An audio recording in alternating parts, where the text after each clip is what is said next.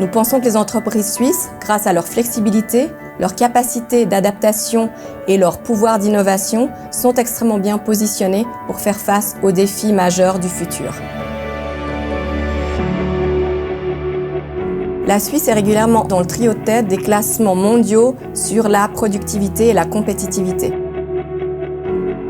Cela s'explique par plusieurs manières. D'abord, un système politique extrêmement stable, des finances extrêmement solides. La Suisse est un des pays les moins endettés au monde, ce qui lui permet d'investir énormément, notamment dans ses infrastructures, mais aussi dans son éducation. Et puis surtout, que la Suisse est le pays qui dépose le plus grand nombre de brevets par habitant chaque année. Parmi les sociétés emblématiques en Suisse, on pense évidemment à Nestlé, le géant agroalimentaire, ou encore à Roche, ou sa voisine Novartis. À côté de ces mastodontes, on a beaucoup de petites et moyennes sociétés, notamment dans des secteurs extrêmement porteurs, innovants et dynamiques, comme les technologies médicales ou encore l'industrie. La spécificité de l'économie suisse, c'est que c'est une économie majoritairement tournée vers l'extérieur. En effet, environ 2/3 du PIB est constitué d'exportations. L'autre caractéristique du tissu industriel suisse, c'est qu'il est composé majoritairement de PME. On estime qu'environ 99% des sociétés en Suisse sont composées de moins de 250 employés.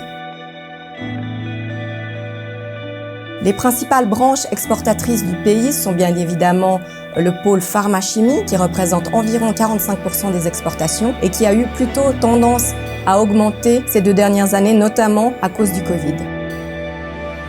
Je pense à Sika, spécialiste de la chimie fine et qui participe à la construction d'un très grand nombre de bâtiments emblématiques. Il y a quelques années, quand Apple a construit son siège à Cupertino, qui a une forme assez particulière, effectivement, c'était un défi de pouvoir coller des vitres les unes avec les autres, et cela a pu être fait grâce au colle fabriqué par Sika.